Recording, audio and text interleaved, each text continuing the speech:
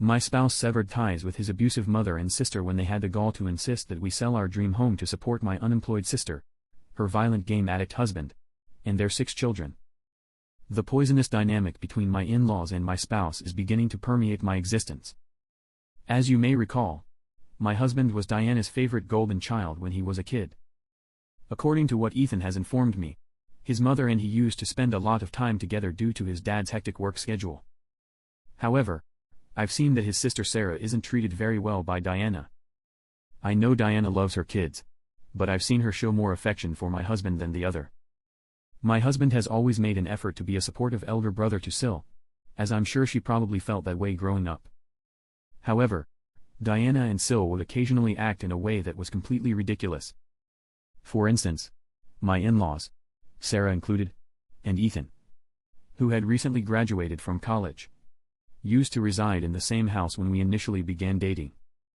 So that my husband could have his own space and invite anybody he wanted, my in-laws had provided him a whole other level. I would occasionally get invited to stay the night at his apartment because of this. But there were a number of mornings when Sil would sneak into our room without knocking and disturb us as we slept. Imaginable as that may sound, there were occasions when we were utterly unclothed, yet she would pretend everything was okay and begin chatting with Ethan on the most utterly irrelevant topics imaginable.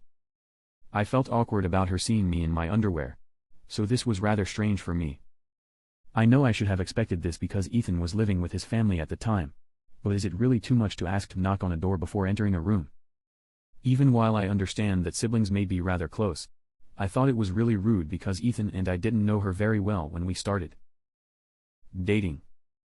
Consequently, I brought it up in our conversation and informed Ethan that I would not be visiting until he secured his door. He gave his word, but the following morning, Sil, who had earlier attempted to force his way in, began ranting at us, demanding to know why we had closed the door. As she pleaded with her brother to let her in, she began to jiggle and pound on the door. When Ethan eventually opened the door, she barged into the room, demanding to know why he had put the lock there. If it was because of this jerk, she began to rant at him as soon as she saw me. The level of rudeness and disdain she sounded like startled me. Despite Ethan's best efforts to persuade Sil, she remained unconvinced that he should install the door lock. They shouldn't keep secrets between them since they were siblings, she adamantly urged him. I was greatly disturbed when she barged in when Ethan and I were sleeping, so he built the lock to prevent her from doing it. Ethan assured her that he didn't have any secrets. Angry and accusing me of interfering with her relationship with her brother, Sil turned her head to face me in a fit of rage at hearing this. Since I like to avoid confrontations whenever possible, I felt like I needed to go to the restroom since this was all getting to me. Even as Ethan tried to calm her down, I could hear her yelling even louder. Upon her departure, he entered to console me. He promised to speak to her again and make sure she apologized to me and everyone else for her actions. When I dropped by the next weekend, she apologized and made the pitiful excuse that she had to have an emergency conversation with Ethan and thought it would be fine to come in. In response to Ethan's strong request that she not bother us again, she submissively nodded. This wasn't her only strange conduct toward Ethan, though.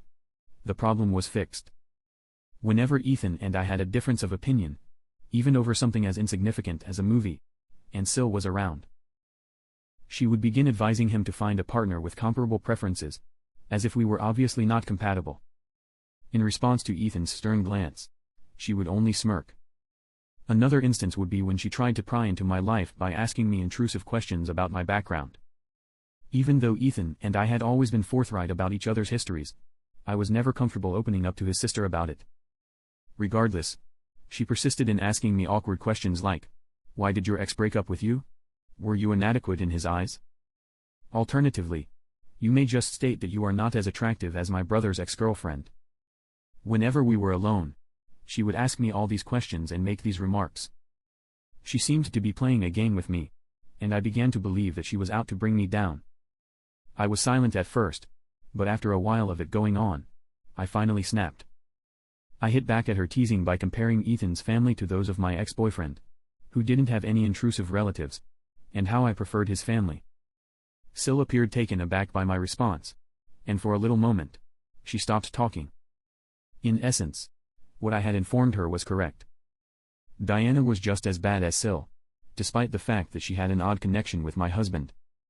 Initially, Diana would pay me no mind when I entered his life.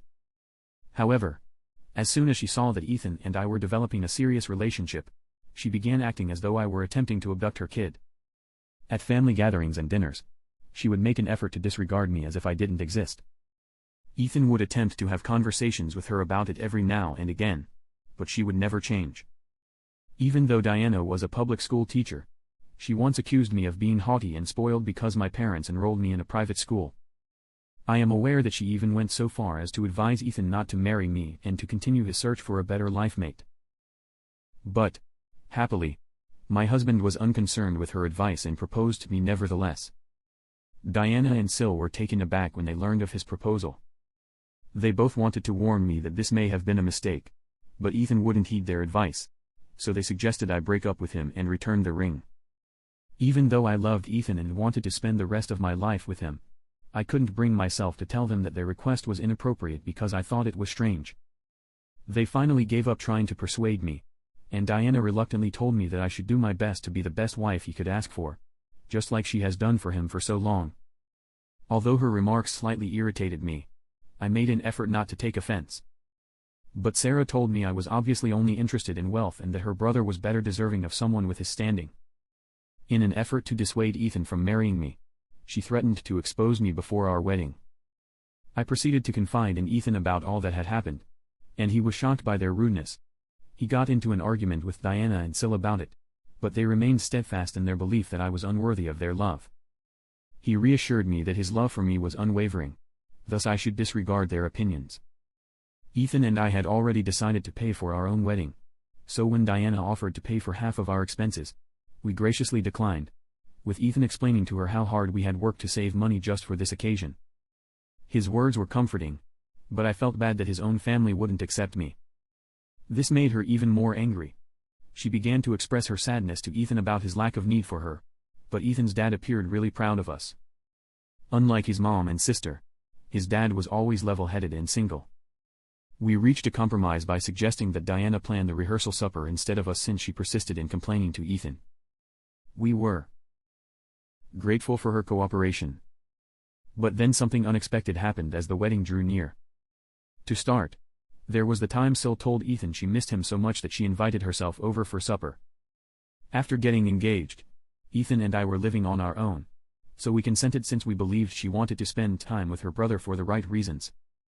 Because I didn't want to be impolite to my soon-to-be family, Ethan made it obvious that he wanted to eat supper with her. I reluctantly consented.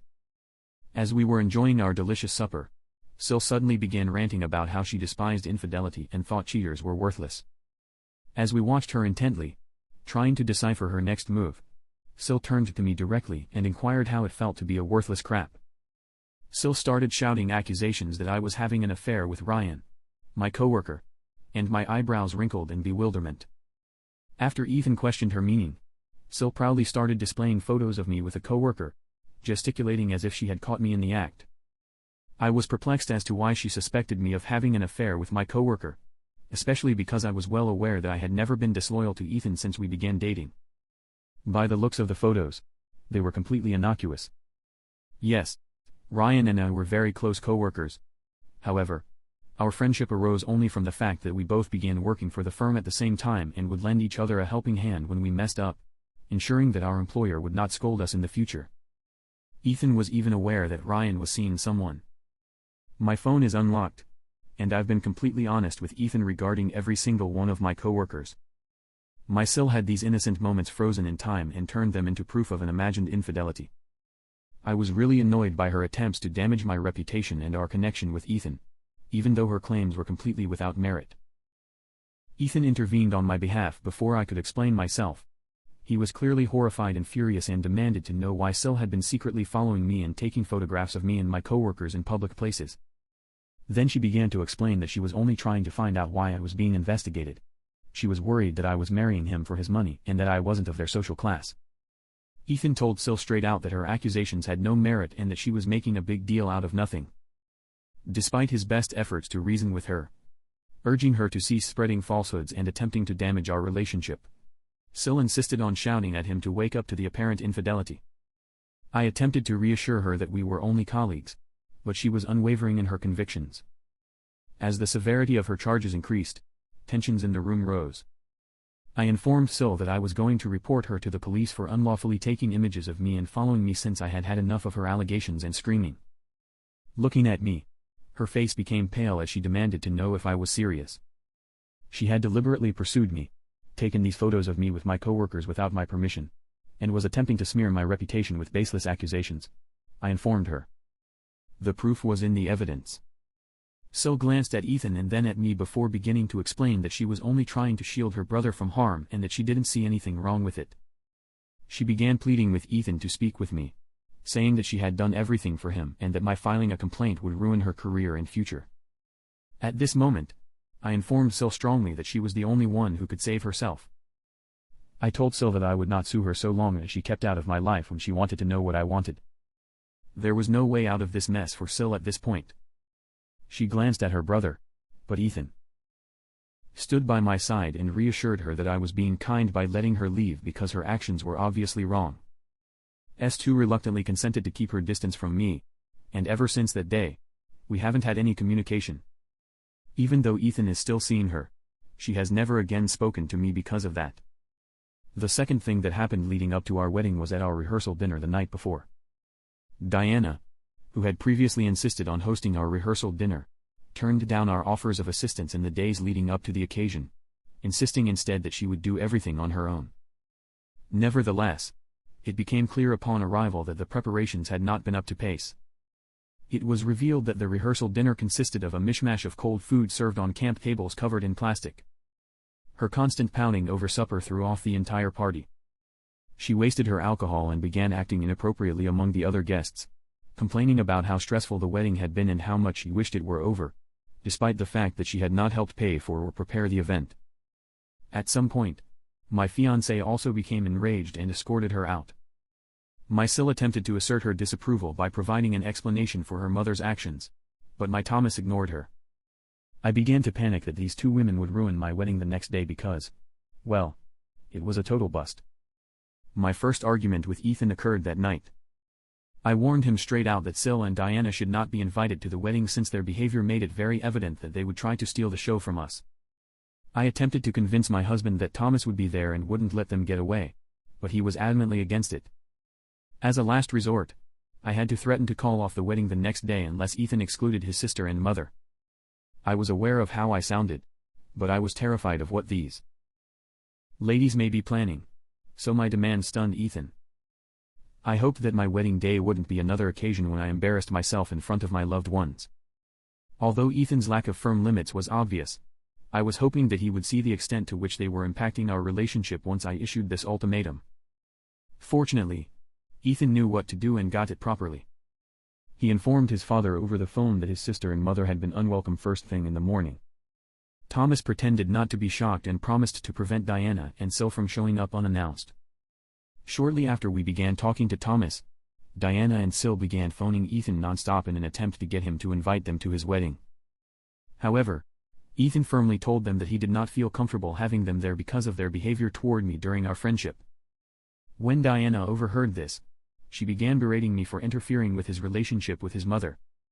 Sil also attempted to reason with him, but Ethan remained steadfast. I felt terrible about my ultimatum and the fact that Thomas couldn't attend our wedding due to his wife and sister, but my guilt quickly faded when I found out from Ethan's cousins that Sil and Diana had intended to wear white dresses. They informed me that there was a family WhatsApp group consisting mostly of women. In this group, Sil had pushed for the wearing of white by other members, arguing that the bride shouldn't be the only one to do so. How incredibly low they could stoop to abusing me stunned me. I was relieved they weren't invited after finding out this. Although he missed his loved ones, Ethan could see my point of view. Our wedding was perfect, and nobody attempted to steal the show from us.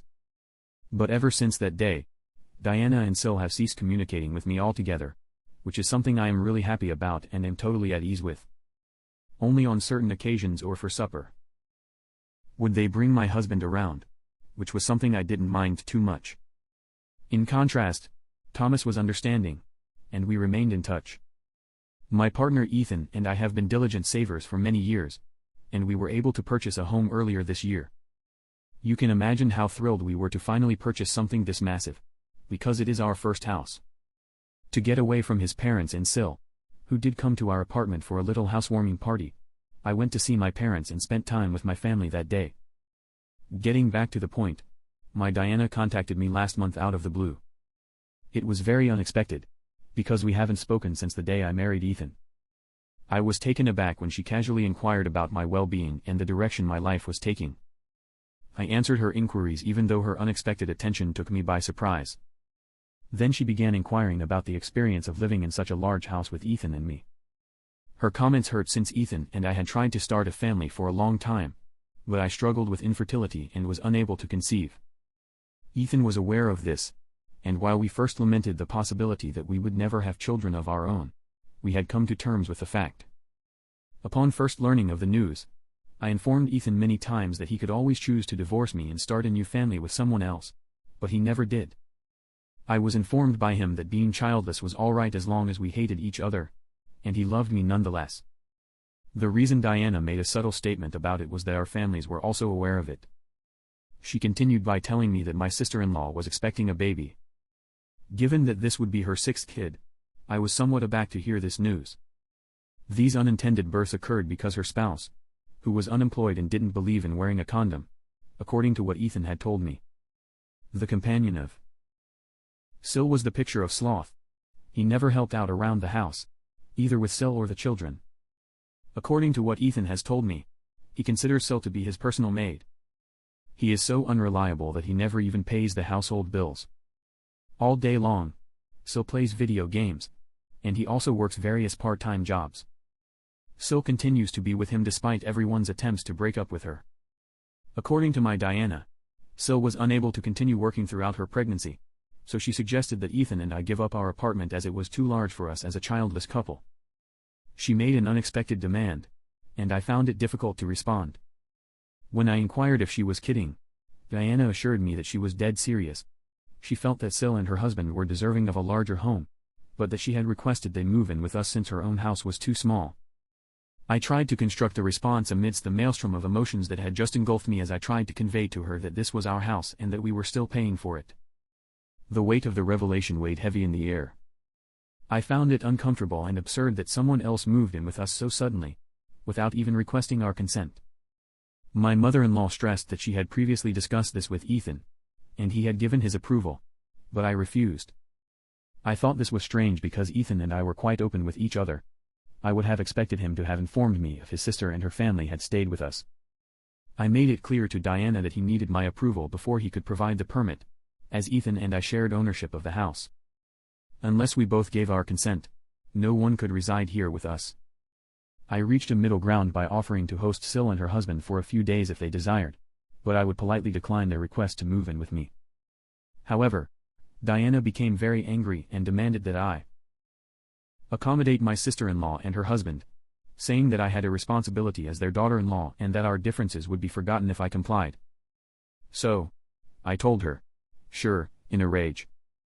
Although I would be more than pleased to let Sil and her husband move in with us, the fact remains that we are still responsible for paying the mortgage and all of the costs associated with this property. As a result, I believe you ought to shoulder part of the financial burden associated with Sil, her husband, and their children being in our residence. I would be grateful if you could cover our mortgage and the rest of the expenditures. Please tell me when you intend to find a second job so that you can pay off your mortgage and all of your other debts. I know that you currently only have one job. Diana, upon hearing this, lost her composure and screamed her disapproval. She said it was absurd that I wanted her to foot the bill for our mortgage, so I shot back that it was just as absurd that she thought we should welcome Sil's family into our home and take care of them. She became much more enraged and persisted in her yelling as I grinned with contentment. When she saw that I wouldn't budge from my requests, she ended the call. No time after that, my sister-in-law yelled at me over the phone for having the gall to ask her mother to pay our mortgage. As she went on to accuse me of being a gold digger, I countered that it was her attempt to live with us that was the real gold digger in our family.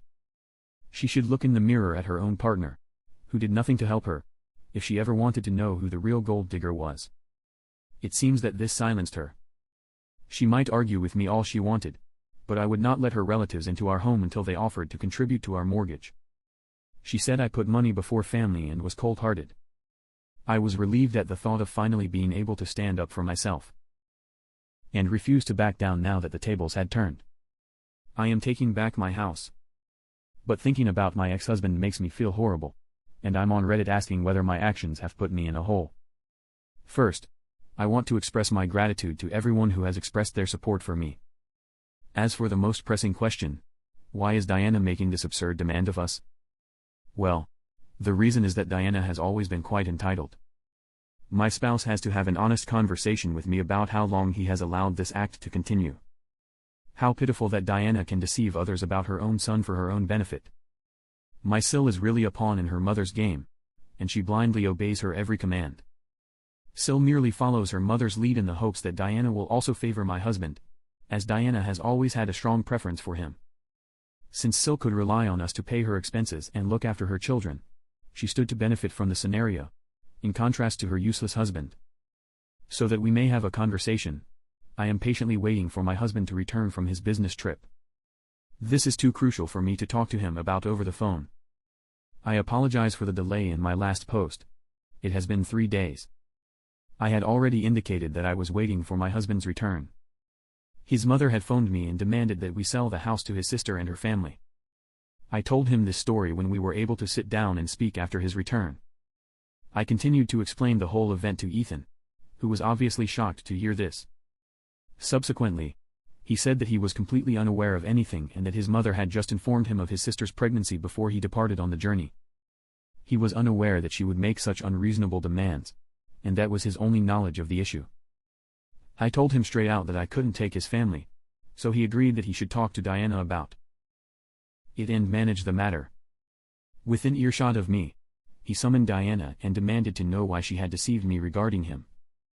Diana attempted to retract her statement when caught red-handed by claiming that she had not lied and that she had taken matters into her own hands by asking me personally since she knew he would have no problem with his sister living with us. The question of why she thought he would be fine with Sil and her family coming in abruptly halted her in her tracks, and Ethan demanded to know. Since Diana had informed him that he and Sil were quite close, it stands to reason that he would have preferred to accommodate Sil's request that her family relocate there. Ethan needed to deal with his mother, so I stayed quiet even though I squinted in annoyance at hearing this.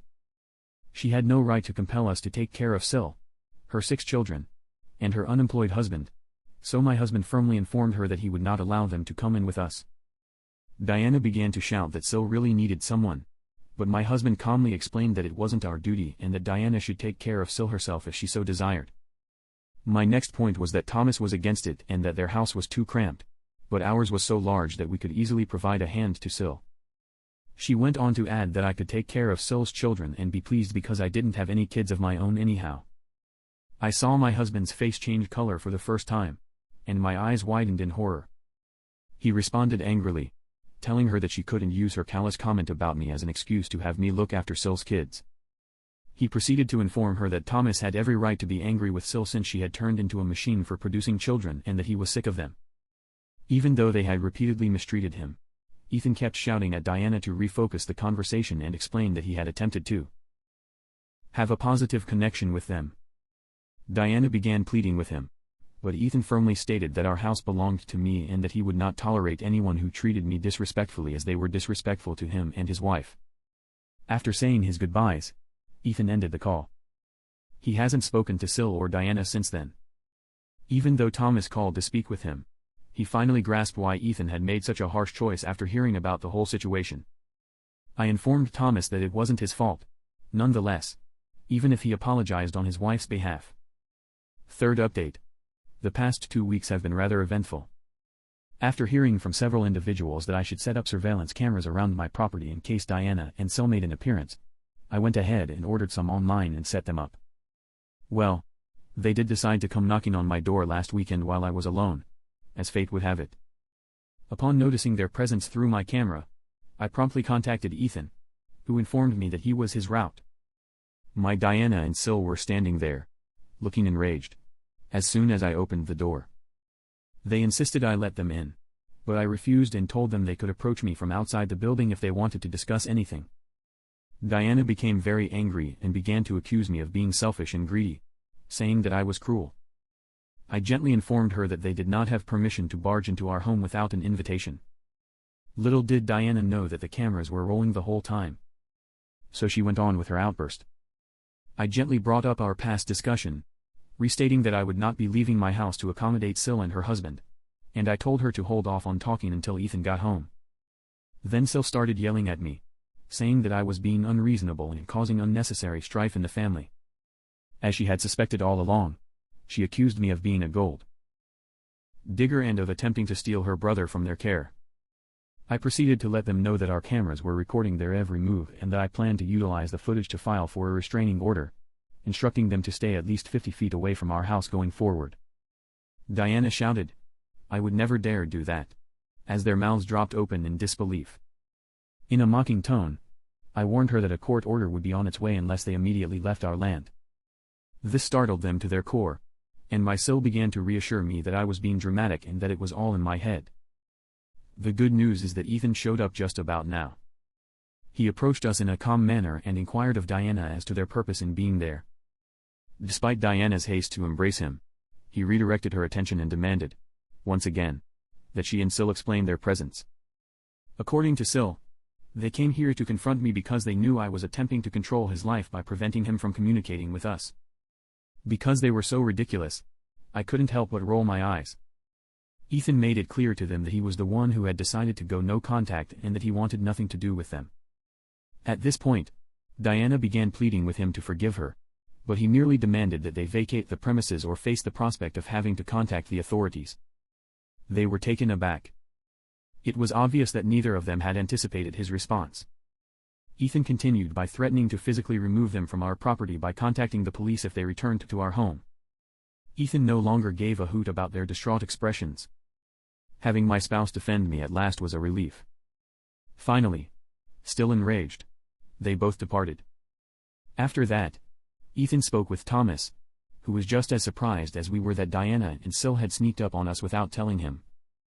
He gave us his word that we had been correct in refusing to let them in. Their actions are also starting to irritate him more and more.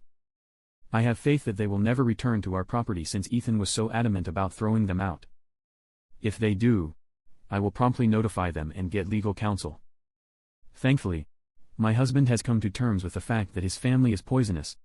Now maybe they will stop causing us problems, and we can go on with our lives. I would like not to continue discussing this matter further. Therefore, I hope this is my final update.